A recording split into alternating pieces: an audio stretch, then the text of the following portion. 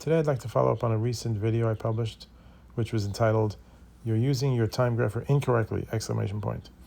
And I'd like to give the 3 reasons I think most people do use it incorrectly right out of the box. And that's because when you get it home and you don't read the instruction book, and I'll get to that later, why you don't read it, you notice that most of the watch holder is plastic, and all this piece here is plastic, and this spring-loaded clip is plastic, but this little piece on the end is metal, sheet metal.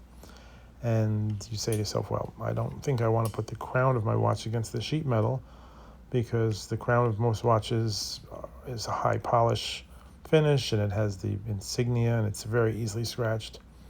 So you say, well, I don't want to put it against the sheet metal. And then you notice, hey, this plastic part over here has a nice groove right in the center that must be made for the crown. It's obviously designed for the crown. So now I know how to do this. I put the crown in the plastic part and I'm all set.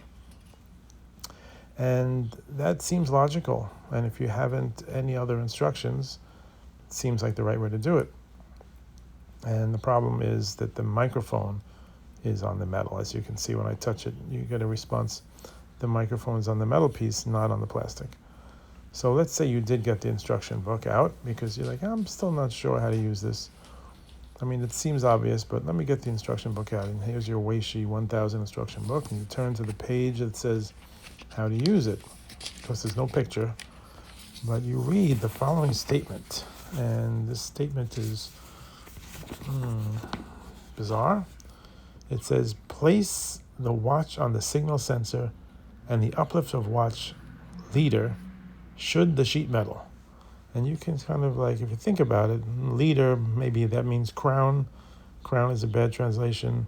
Leader is a bad translation for crown, but it makes no sense. So you throw that away. So looking further into it, I found out that they do have 2 higher models, the 1900 and the 6000. The 1900 instructions are just as bad, or the same, I should say. But the 6000 instructions, they must have spent a little bit more money on the writing of it or the translation of it. And if you take a look at that, suddenly you have the answer. And it says very clearly in the instructions for the 6000, place the watch on the signal sensor and watch crown should touch the sheet metal. And there it is. So that is the correct way to use it. And there's a specific reason why that's the correct way. And as I said before, that's because the microphone is on the sheet metal. There's no sensor anywhere else on the plastic piece. And the crown of the watch is attached to the movement. So the most accurate reading is going to be with the crown against the sheet metal, because the movement is connected to the crown.